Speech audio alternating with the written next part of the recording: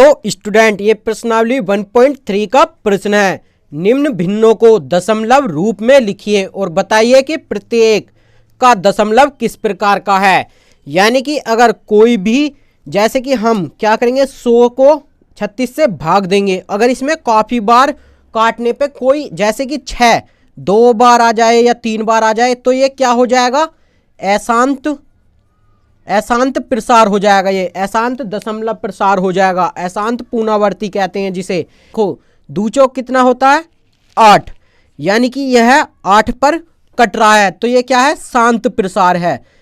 क्यों शांत, क्योंकि इसमें कोई एक चीज 2-3 बार रिपीट नहीं हुई है। तो और हम जब इन सवालों को समझेंगे तब हम बताएंगे कि अशांत पुनरावर्ती क्या होते हैं और शांत पुनरावर्ती क्या होते हैं। तो देखो ये क्या है, हम 100 से 36 को भाग देंगे तो देखो हम, जैसे कि 36 है बटे इसके में 100 लिख रहा, तो कितनी जीरो है 100 में 2। तो आपको इधर से 1 2 अंक गिनने के बाद तुरंत जीरो लगा देनी है। और अगर ऐसा होता 360 और बटे में 1000 होता तो हम क्या करते, 3 जीरो तो 3 अंक के बाद पॉइंट लगा दो, ये इसका भाग होता है, यानी कि 0.63 इसका भाग हो जाएगा। यानी कि जितनी भी जीरो होती है उससे उतनी ही आगे पॉइंट लगा दो, वह भाग आता है। तो देखो जब हम 100 को 36 से भाग करेंगे तो हम क्या होएगा, यहाँ पर हमारा आ जाएगा 0.36। तो देख सकते हैं आप, क्योंकि 2 जीरो तो 2 अंक के बाद पॉइंट लग जाएगा, तो 0.36। अब देखो इसमें 3 और 6 एक बार ही आ रहे हैं, तो ये क्या है, ये शांत प्रसार है। तो हम यहाँ पर लिख देंगे शांत प्रसार, ये क्या हमारा शांत प्रसार। अब हमारा फर्स्ट का आंसर होगा। देखो दूसरा सवाल क्या है, 11 से हमें 1 को भाग करना, बटे में होता है, यानी कि नीचे वाले से ऊपर वाले को भाग देना, यानी कि 11 से हमें 1 को भाग देना है। तो देखो 11 में 1 तो चलेगा नहीं, यानी कि पॉइंट लगानी पड़ेगी तो जीरो बढ़ गई। अब हमें क्या करना पड़ेगा, ये अब भी ज़्यादा है, यानी कि 11 अब भी ज़्यादा है, तो हमें यहाँ पर 1 जीरो बढ़ा लेनी है और यहाँ पर क्या हो जाएगा, 1 जीरो और बढ़ जाएगी। अब देखो यहाँ पर 11 99 चल जाएगा, यहाँ कितना बचेगा, फिर से 10 बचेगा, पॉइंट हमारा लग रहा, हम फिर जीरो बढ़ाते तो 11 99, तो यानी कि हम, आप समझ गए होंगे 10, यानी कि 9 आता रहेगा। तो हम देखो जब हमारी कोई चीज़ ज़्यादा बार आती है तो हम क्या करेंगे, उस पर बार लगाकर छोड़ देते हैं, यानी कि 0.0 बार हम उस पर लगाकर उसे छोड़ देंगे।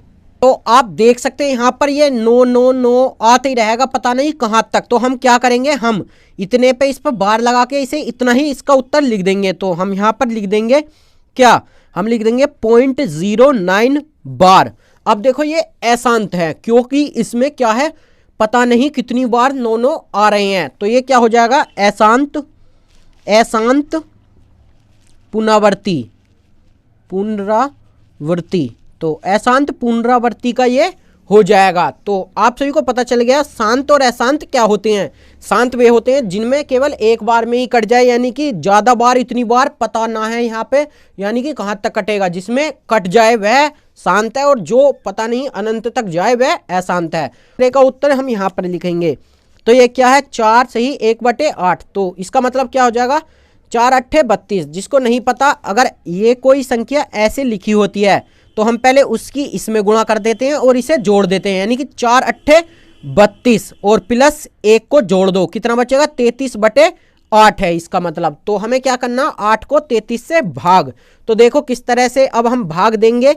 तो तीसरे में अब हम क्या करना, हमें 8 से 34 को भाग करना, 33 को 8 चौक 32, यानी कि 33 को हमें भाग करके देखना है। तो 8 चौक 32 होते हैं, तो 8 चौक 32 हो गए, 1 बचेगा, तो हमें पॉइंट लगा के जीरो बढ़ानी पड़ेगी। तो अब 8 एकम 8 चल जाएगा, तो यहाँ 2 बचेगा, फिर पॉइंट लग रहा है हमारी, जीरो बढ़ जाएगी।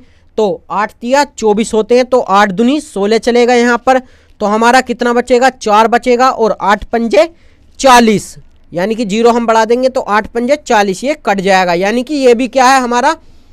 तो तीसरे का आंसर आ गया हमारा 4.125, यानी कि हमें पता चल गया कि ये 5 तक कट रहा है, यानी कि ये शांत है। ये क्या है, शांत प्रसार है, यानी कि शांत दशमलव भी आप कह सकते हैं, शांत दशमलव हो गया ये आपका। अशांत क्या होते हैं, जो काफी बार आते हैं, यानी कि जिसका पता ही ना पड़े कहाँ तक कटेगा। तो स्टूडेंट ये जो है 3 आपके अब बचे हुए हैं, इन्हें आप सभी को करके देखना है। अगर आप पर नहीं होते हैं तो कमेंट करके जरूर बताएं, नेक्स्ट वीडियो में हम इन्हें भी करा देंगे। सेकंड क्वेश्चन है, तो देखिए ये क्या है। आप जानते हैं कि 1/7 बराबर 0.142857 है। वास्तव में लंबा विभाजन किए बिना क्या आप बता सकते हैं 2/7 का, 3/7 का, 4/7 का, 5/7 का, 6/7 के दशमलव प्रसार क्या होंगे? तो देखो, बार का मतलब हमने आपको बताया, जैसे कि 9 के ऊपर बार लगा हुआ है, तो इसका मतलब है कि 9 ना जाने कितने बार है, यानी कि अनंत तक है। तो चलिए अब इस प्रश्न को देखो, बहुत ही आसानी से हो जाएगा ये प्रश्न। देखो हमें क्या दे रखा, 1/7 बराबर दे रखा 0.142857। तो हमें किसका मान निकालना, 2/7 का। तो देखो अगर हम 1/7 में 2 से गुणा करते हैं तो ये कितना हो जाएगा, 2/7 हो जाएगा। यानी कि 2/7 का तो इधर गुणा करने पे ये 2/7 हो रहा, तो इधर भी आप गुणा कर दो 14285 से, इसमें भी गुणा कर दो। इसका मतलब यानी कि 2/7 ये हो रहा, तो 2/7 का ये मान निकल जाएगा। तो देखो यहाँ से 2/7 बराबर कितना आ जाएगा हमारा, जब इसमें गुणा करेंगे तो देखो 0 में यहाँ से करते चलो, 2 सत्ते 14, यानी कि 2 सत्ते 14, 14 को 4 का आएगा और हासिल लगा 1, 5 दूनी 10, 10 और 1 11, 11 को 1 का हासिल लगा 1, 8 दूनी 16, 16 और 1 17 को 7 का हासिल लगा 1, 2 दूनी 4 और 1 5, 2 चौक 8 और 2 एकम 2.0 और वार इस पर लगा दो। तो देखो 2.7 का निकल गया। इसी तरह आपको पता चल गया होगा, अगर 1/7 में 3 से गुणा कर दें तो 3/7 का निकल जाएगा, यानी कि 0.142857 की गुणा हम अब किस में करेंगे, 3 में। तो देखो यहाँ पर 3 में करो तो इसमें होएगी, क्योंकि हम जानते हैं अगर इस तरह से होती है गुणा तो ऊपर ऊपर वाले की हो जाती है, तो 3/7 आएगा बराबर 0.3 की गुणा करो, 3 सत्ते 21 को 1 का लगेगा, हासिल 2 लग गए, 5 तिया 15 और हासिल के 2, 17 को 7 का हासिल 1 लगा, 8 तिया 24, 24 और 1 25, 25 को 5 का हासिल लगा 2 और 3 दूनी 6 और 2 8। इसी तरह 3 चौक 12 को 2 का हासिल लगा 1, 3 एकम 3 और 1 4, हमारा ये 4 यहाँ पर आ जाएगा। तो हमें 3/7 का भी मान ये मिल गया। इसी तरह हम किसका, 4 का, तो 1/7 में इस बार 4 से गुणा कर दो और 0.142857 लिखेंगे। तो इसमें यहाँ भी 4 से गुणा कर दो, वार नुई का नुई चलता रहेगा। तो 7 से गुणा करेंगे तो ये कितना हो जाएगा, 7/4 और यहाँ पर गुणा करो, 7 चौक 28 को 8 का आएगा, हासिल 2 लग गए, 5 चौक 20, 20 और 2 22 को 2 का हासिल 2 लग गए, 8 चौक 32 और 2 34 को 4 का हासिल 3 लग गए, 4 दूनी 8, 8 3 11 को 1 का हासिल 1 लग गया, 4 चौक 16 और 1 17 को 7 का हासिल 1 लग गया, 4 एकम 4 और 1 5 और 0.0, क्योंकि 0 की गुणा होएगी तो 0 ही हो जाता है। तो 4/7 का मिल गया। इसी तरह से आप 1/7 में 5 से गुणा कर देंगे, 1/7 में 5 से गुणा करने पर तो इसका मिल जाएगा। तो आसानी से अब आप इनके उत्तर निकाल सकते हो। तीसरा क्वेश्चन है, तो क्या है, निम्नलिखित को P/Q के रूप में व्यक्त कीजिए, जहां P और Q क्या है, पूर्णांक और Q नॉट इक्वल टू 0, यानी कि परिमेय संख्या के रूप में इन्हें व्यक्त करना है। तो देखो सबसे पहला फर्स्ट क्वेश्चन का आंसर हम करते हैं। तो ये क्या हो जाएगा, हमें दे रखा 0.6 बार, और बार का आंसर हमने बताया था कि बार किस लिए यूज होता है। बार का मतलब होता है कि 6 ना जाने कितनी दफ़ा है, यानी कि इसमें कई बार 6 आया हुआ है। तो देखो हम यहाँ पर लिखेंगे माना, तो हम सबसे पहले इसे x के बराबर रख लेंगे, तो माना x बराबर 0.6 बार। उसके बाद क्या करेंगे हम, देखो बार में जितनी भी संख्या हैं उतनी ही जीरो, एक के बाद उतनी ही जीरो लगाकर हमें इससे दोनों तरफ गुणा करनी होगी। तो आप सभी देख सकते हैं बार में कितनी संख्या है, केवल 1 है, यानी कि 1 लगा कर उसके पीछे केवल 1 जीरो लगानी है, यानी कि 10 से गुणा करनी है। अगर बार में 2 संख्या होती तो 1 लगाकर 2 जीरो लगा दो, यानी कि 100 से। तो आप सभी समझ गए होंगे कि गुणा हमें कितने से करनी है, यह हमें बार बताएगा। तो हम दोनों तरफ 10 से गुणा करेंगे, दोनों तरफ 10 से गुणा करने पर 10 से गुणा करने पर, तो हमने यहाँ पर लिख दिया गुणा करने पर। हमें पता चल गया कि हम 10 से ही क्यों कर रहे हैं, क्योंकि बार में केवल एक संख्या है। तो जब x में करेंगे तो कितना हो जाएगा 10x बराबर, अब हमें 0.6 गुणा 10 की गुणा इसमें करनी है। तो देखो पॉइंट वाले की गुणा किस तरह से करते हैं। तो जैसे कि आपको सबसे पहले एग्जाम्पल के तौर पर दिखाते हैं। जैसे कि आप पॉइंट 1 2 3 में 100 से गुणा करें या 10 से, चलो 10 से गुणा करते हैं तो देखो क्या होगा। आपको बिल्कुल सेम जैसे गुणा करते हैं वैसे ही गुणा करनी है। अगर शॉर्टकट में बताएं तो देखो 10 से गुणा हो रही है तो बस एक संख्या इसकी पॉइंट के आगे आ जाएगी, यानी कि हम उत्तर देखते ही बता सकते हैं इसका क्या आएगा 1.23, इसका ये उत्तर आ जाएगा। तो चलिए देखते हैं, जैसे कि हम गुणा करते हैं उस तरीके से भी देख लेते हैं। तो आप 1 2 3 गुणा कर दो 10 में, तो देखो क्या आएगा। हम सबसे पहले इसकी गुणा करें तो 0 0 रह जाएगा 3 बार, फिर पॉइंट लगाएंगे तो 1 2 3 ये आ जाएगा, और 0 3 2 1। और हम जानते हैं हमारी क्या है पॉइंट कितना है 3 अंकों के बाद, क्योंकि यहाँ पर पॉइंट है तो 3 अंकों के बाद पॉइंट है तो 3 अंकों के बाद लग जाएगी 1 2 3, यानी कि यहाँ हमारा पॉइंट। और हमने देखते ही बता दिया था 1 2 3, और 0 तो पीछे आएगी ही। तो आप सभी समझ गए होंगे, अगर 1.3 की पॉइंट इसकी गुणा अगर 10 में होएगी तो क्या आ जाएगा 1 पॉइंट आ गया, अगर 100 में हो तो 2 पॉइंट आगे आ जाएंगे, अगर 1000 में तो तीनों के तीनों आगे आ जाएंगे। तो आप समझ गए होंगे कि किस तरह से इनकी गुणा होती है। तो चलिए अब इसकी गुणा आप डायरेक्ट लिख सकते हैं। तो यहाँ पर हम लिख देंगे 10x बराबर, देखो यहाँ पर ना जाने कितने 6 हैं, यानी कि एक 6 आगे आ जाएगा। तो हम सभी को ये समीकरण फर्स्ट मिल गई थी, तो ये जो बनेगी सेकंड बनेगी। तो देखो पॉइंट के एक 6 आगे आ जाएगा, यानी कि बार से बाहर आ जाएगा, बार से। तो आप देख सकते हैं यहाँ पर आ जाएगा हमारा 6 पॉइंट कितना 6 बार इसकी गुणा करने पर, क्योंकि हम जानते हैं पॉइंट से एक आगे आ जाएगा बार से निकल कर। तो इतना हमारा ये आ गया समीकरण सेकंड। अब फर्स्ट को इसके नीचे लिख लो, तो यहाँ बचेगा x बराबर 0.6 बार। तो ये क्या है हमारी समीकरण फर्स्ट। तो हम यहाँ पर लिखेंगे घटाने पर, जैसे कि हम विलोपन विधि से सभी समीकरणों को हल करते हैं बिल्कुल ऐसे ही करने। तो घटाने पर माइनस माइनस, तो 10x में से एक x जाएगा, यहाँ बचेगा हमारा 9x बराबर।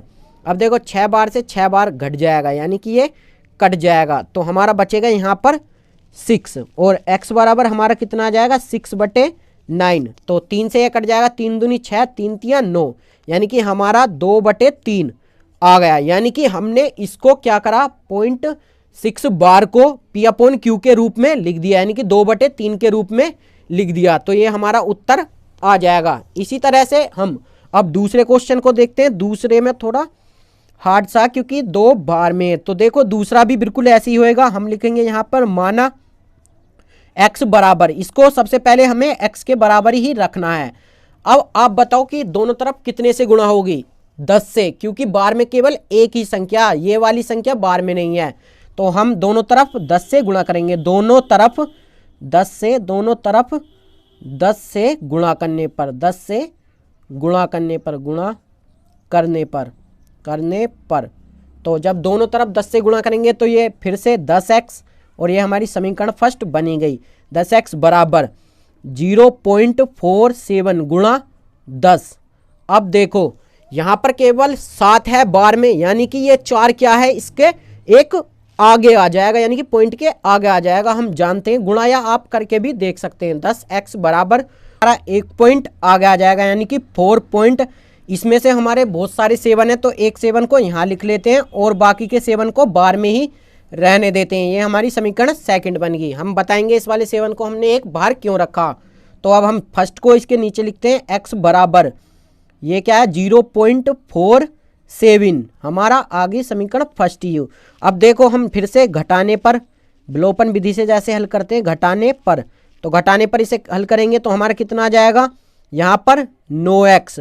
तो 9x बराबर कितना बचेगा हमारा, इसे घटाएंगे तो 4 का 4 यूं ही का यूं ही, और पॉइंट कितना बचेगा 7 में से 4 जाएंगे 3 बचेगा, और बार से बार ये खत्म हो जाएगा, क्योंकि यहाँ पर भी बार है तो बार से बार कट जाएगा। तो हमारा x बराबर कितना बचेगा 4.3/9, क्योंकि कोई भी चीज़ इधर गुणा में है तो उधर जाकर बटे में हो जाती है, बराबर के उस तरफ जाकर। तो इस पॉइंट को हटाएंगे तो 90, यानी कि हमारा टोटल कितना बचेगा 43/90। तो ये हमारा x का मान आ गया। इसे हमने p/q के रूप में लिख दिया और यहाँ q भी 0 नहीं है और p और q दोनों पूर्णांक है।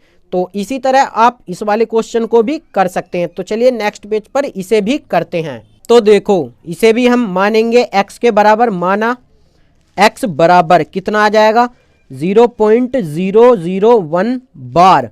तो अब हम कितने से गुणा करेंगे, आप सभी को पता चल गया होगा, बार में 3 संख्या है यानी कि 1 लगाकर 3 जीरो यानी कि 1000 से। तो हम यहाँ पर लिखेंगे 1000 से दोनों तरफ गुणा करने पर, दोनों तरफ बार हमें बताता है कि कितने से गुणा करनी है, तरफ गुणा करने पर, तो हम यहाँ पर दोनों तरफ गुणा करेंगे करने पर।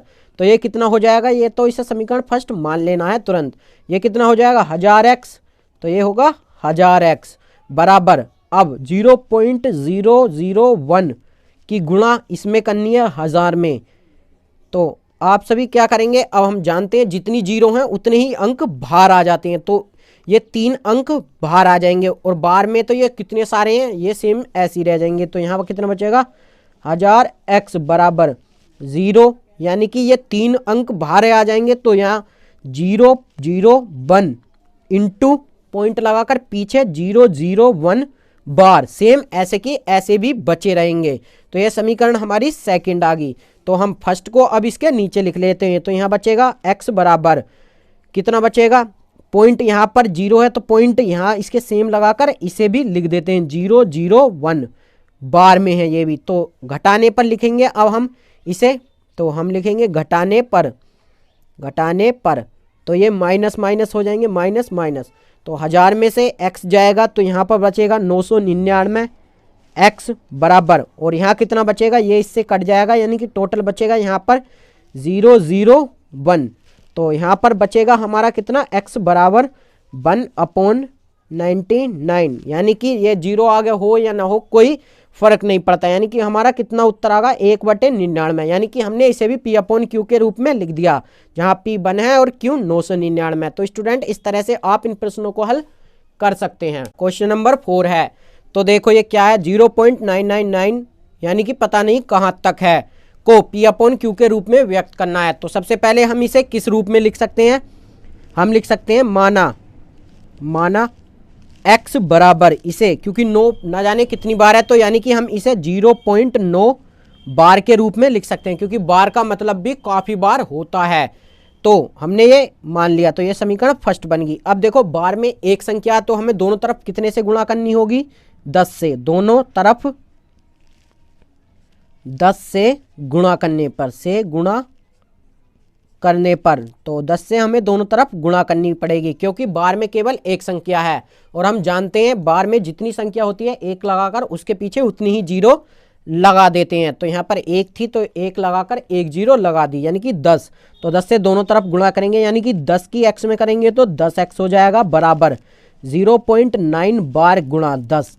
हमने इसकी भी जीरो करनी आपको बताई थी कि अगर एक जीरो वाले से हो रहा है तो एक संख्या आगे आ जाएगी, यानी कि 10x बराबर 9.9 बार, क्योंकि 9 इसमें काफ़ी सारे हैं तो एक 9 इसका पॉइंट से आगे आ गया।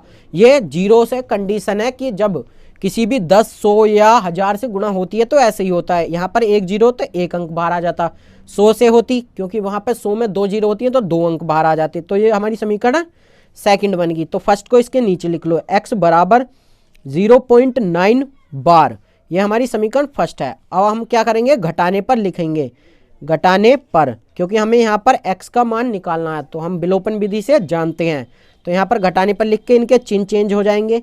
तो यहाँ कितना बचेगा हमारा 9x बचेगा बराबर 9, बार से बार खत्म हो जाएगा हमारा, तो यहाँ पर 9 यूं ही का यूं ही बचेगा। तो 9 x का मान हम निकालेंगे तो इधर 9 गुणा में है, बराबर के उस तरफ जाएगा तो कायम पहुँच जाएगा बटे में, तो 9 से 9 कैंसिल हो जाएगा। तो x का मान हमारा 1 आ गया। तो स्टूडेंट देखो हमने इसे p/q के रूप में व्यक्त कर दिया, क्योंकि 1 के बटे में हम 1 मान सकते हैं, तो हमने ये p/q के रूप में व्यक्त कर दिया। तो 5वां क्वेश्चन है, तो देखो 1/17 के दशमलव प्रसार में अंकों के पुनरावृत्ति खंड में अंकों की अधिकतम संख्या क्या है? अपने उत्तर की जांच के लिए विभाजन की जांच कीजिए, यानी कि विभाजन करके यानी कि उसका भाग करके दिखाइए। देखो स्टूडेंट, यहाँ हमें 17 से 1 को भाग देना है, यानी कि हमें इन्हें करके भी दिखाना। तो 17 से हम 1 को भाग देते हैं। तो देखो यहाँ पर हम पॉइंट लगाएंगे और पॉइंट लगाकर क्या कर लेंगे, 0 बढ़ा लेंगे।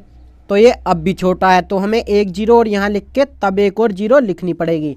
आप जानते होंगे कि पॉइंट वाले भाग कैसे होते हैं। अगर आप पर नहीं आते तो कमेंट करके जरूर बताएं, हम उन्हें भी हम किसी वीडियो में सिखा देंगे। तो देखो 17 एकम 17, 17 दूनी 34, 17 ती 51, 17 चौका 68, 17 पंजे 85, 17 छिक्का 102 होते हैं। तो 17 पंजे 85 यहाँ पर चल जाएगा। अब देखो हमारा कितना बचेगा, 10 में से 5, क्योंकि एक दाई यहाँ से ले लेंगे। तो यहाँ 10 में से 5 गए, 5 बचेंगे। और यहाँ पर कितने बचे, 9 में से 8 गया, 1 बचेगा। अब हमने 15 है हमारा और ये 17 है, यानी कि 0 लगानी पड़ेगी। पॉइंट हमारा लग चुका है, तो अब यहीं से ही हमारी 0 बढ़ती चली जाएंगी। अब हमें कोई भी 0 या पॉइंट लगाने की जरूरत नहीं है, एक ही पॉइंट काम कर देता है। अब 17 छिक्के 102 होते हैं, 17 सत्ते 119, 17 अट्ठे 136 होते हैं, 17 निम्मा 153 होते हैं। तो 17 अट्ठे 136 इसलिए चलेगा। तो यहाँ पर 17 अट्ठे 136। तो 10 में से 6 गए, 4 बचेंगे। और यहाँ पर 4 बचे, 4 में से 3 जाएंगे तो 1 बचेगा। और यहाँ पर फिर से एक 0 उतार लेंगे और 17 अट्ठे 136 फिर 2 बार चल जाएगा। तो यहाँ पर 136 बचा। अब यहाँ पर 10 में से 6 गए, 4 बचेंगे। और यहाँ 3 में से 3 गए 0, 1 में से 1 गया 0। तो यहाँ पर फिर से 0 बना लेंगे। तो यहाँ पर 40 है, तो यहाँ पर क्या चलेगा, 17 दूनी 34, क्योंकि 17 ती तो 51 होते हैं। तो 17 दूनी 34। तो 10 में से 4 गए, 6 बचेंगे, फिर 0 बढ़ा लेंगे। तो 17 ती यहाँ पर चलेंगे 51। तो 17 ती 51। यहाँ पर 10 में से 1 गया, 9 बचेंगे, फिर से 0 बढ़ा लेंगे। तो अब यहाँ पर कितना चलेगा, 17 ती 51, 17 चौका 68, 17 पंजे 85 और 17 छिक्का 102 होते हैं। तो 17 पंजे 85 यहाँ पर चल जाएगा। अब यहाँ कितने बचेंगे, 5 बचेंगे और 0 बढ़ा लेंगे। तो अब देखो इससे आगे का हम यहाँ पर इसे शुरू कर देते हैं। तो हमारा 17 और 50 और हमें भाग दे रखा जितना भी हमारा ये आया 0 5 8 8 2 3 5। तो हमने ये लिख लिया। अब इससे आगे चलेगा। अब हमारा 50 बचा हुआ है, तो 50 भी, तो 50 के लिए कितना चलाना पड़ेगा, 17 दूनी 34 हमें चलाना होगा। तो 17 दूनी 34 हम चला लेते हैं। तो अब हमारा कितना बचेगा, यहाँ से ली दाई, 10 में से 4 गए 6 और 4 में से 1 गया 1, 16। तो 0 बढ़ानी पड़ेगी। 17 का पहाड़ा अब हमें पढ़ना होगा फिर दोबारा से। तो 17 में 17, 17 34, 17 ती 51, 17 चौका 68, 17 पंजे 85, 17 छिक्के 102, 17 सत्ते 119, 17 अट्ठे 136 होते हैं, 17 निम्मा 153। तो 17 निम्मा 153 हमारा चल जाएगा। अब यहाँ से फिर धाई ली, 10 में से 3 गए, 7 बचेंगे। तो फिर से 0 बढ़ा लेंगे। अब देखो अब क्या आएगा, तो अब हम चलाएंगे 17 एकम 17, 17 दूनी 34, 17 ती 51, 17 चौका 68, 17 चौका 68 चल जाएगा, क्योंकि पंजे तो 85 हो जाएगा। 17 चौका 68, तो हमारा 17 चौका 68 बचा। तो 68 यहाँ से क्या बचेंगे, 2 बचेंगे, फिर से 0 बढ़ा देंगे। तो 17 एकम 17 बचेंगे। तो यहाँ पर कितना बचेगा, 10 में 7 गए तो 3 बचेगा, फिर से 0। तो 17 दूनी 34 होते हैं। तो 17 एकम 17 फिर चलेगा। आपको ये काटते जाना है, हम बताएंगे कब तक आपको काटना है। अभी आपको इसे और काटना है, तभी आपका ये सोल्व होगा। तो अब घटाएंगे, 10 में से 7 गए तो 3 बचेंगे। और यहाँ पे क्या बचेगा, 2 में से 1 गया 1। तो यहाँ पर कितना हो जाएगा, 0 बढ़ा लेंगे। तो 17 दूनी 34, 17 छिक्का 102 होते हैं, 17 सत्ते 119 होते हैं और 17 अट्ठे 136। तो 17 सत्ते 119 चल जाएगा। तो यहाँ कितना आएगा, 17 सत्ते 119। और यहाँ पर अगर इसे घटाएं तो हमारा कितना बचेगा। अब यहाँ से आगे का यहाँ कर देते हैं। तो यहाँ से कितना बचेगा, 17 सत्ते 119। तो यहाँ पर 17 और कितना बचेगा, 10 में से 9 जाएंगे तो 1 बचा। और यहाँ पर 2 में से 1 गया 1 बचा, यानी कि 11। तो फिर से 0 बढ़ा लेंगे। तो यहाँ पर अब कितना आएगा, 17 छिक्का 102, 17 सत्ते 119 होते हैं, तो 17 छिक्का 102। 10 में से 2 गए तो 8 बचेंगे। यहाँ कितना बचेगा 0, और यहाँ 1 में से 1 0, यानी कि 8 ही बचेगा खाली। अब देखो यहाँ पर क्या होगा, फिर 0 बढ़ा लेंगे तो 17 पंजे 85 होते हैं, तो इसका मतलब चौका चलेगा, तो 17 चौका 68, 17 पंजे 85, तो 17 चौका 68 हो जाएगा यहाँ पर 68।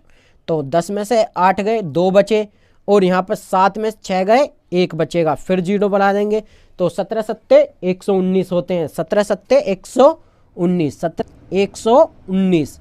तो यहाँ पर फिर से कितना बचेगा, 10 में से 9 गए 1 बचेगा, तो 1 हमारा बच गया। अब देखो हमारी इसमें सारी संख्याएं आगे 1 से लेके जितनी भी आनी थी, 1 2 3 4 5 और 6 7 और 8 और 9, यानी कि जितनी भी संख्याएं हमारी होती हैं 1 अंक की, ये सारी की सारी आ गई, यानी कि इससे अलावा और कोई संख्या इसमें नहीं आएंगी। तो इसलिए अब इसका उत्तर हम बता सकते हैं। ये जो आए हमारे 6 4 7, इन पे हम क्या लगा देंगे, बार, क्योंकि ये ना जाने घुमा फिरा के अब तो यही आने 6 7 1 2 3 4, इनके अलावा या आप बता दो कुछ आ सकता है और कुछ नहीं आ सकता, तो हम इनके ऊपर ही बार लगा देंगे। तो इस तरह से आपको इस सवाल को करके दिखाना था। तो इसका उत्तर आ गया ये बार में 0.58235294117647। तो इतना बड़ा ये क्वेश्चन था। तो स्टूडेंट आप इसे आसानी से कर सकते हैं, आप इसकी प्रैक्टिस जरूर करें। 9वां क्वेश्चन है, निम्न में कौन कौन सी संख्या परमीय है और कौन कौन सी अपरमीय है, हमें ये बताना है। तो सबसे पहले का उत्तर देखो, हमें परमीय और अपरमीय जानते हैं। परमीय जिन्हें P अपॉन Q के रूप में लिख सकते हैं, और अपरमीय जिन्हें नहीं लिखा जा सकता P अपॉन Q के रूप में। तो यहाँ √23 आप देखो, इसे आप लिख सकते हैं क्या P अपॉन Q के रूप में, क्योंकि अगर आप इसके बटे में 1 लगाना चाहें तो आप लगा नहीं सकते, क्योंकि जो रूट में रहती है उसके बटे में हम 1 नहीं लगा सकते। तो यह क्या है, हम लिख देंगे √23 एक अपरिमेय संख्या है, अपरिमेय संख्या है, अपरिमेय संख्या है। अब देखो इसे 225 सेकंड सवाल। तो देखो √225, तो आपको बता दें √225 का स्क्वायर होता है 15, यानी कि हम √225 के स्क्वायर ऐसे करके लिख सकते हैं। तो स्क्वायर से ये खत्म हो जाएगा, तो हमारा बचेगा 15, और 15 के बटे में हम 1 मान सकते हैं। तो देखो हमने इसे P अपॉन Q के रूप में लिख दिया, तो ये क्या है, परिमेय संख्या, परिमेय। तो अब देखो तीसरा सवाल 0.3796, इसे देखो हम तो इसे देखो हम P अपॉन Q के रूप में लिख सकते हैं, हाँ लिख सकते हैं। इसकी पॉइंट हटाएंगे और इसके बटे में जितनी संख्या है पॉइंट के बाद उतनी 0 आ जाएंगी, 2 4 संख्या है तो 4 0 आ जाएंगी। तो देखो इसे भी हमने P अपॉन Q के रूप में लिख दिया, तो ये क्या है, परिमेय। तीसरा हो गया। चौथे पे आते हैं, चौथा 7.4784, ये है इतना।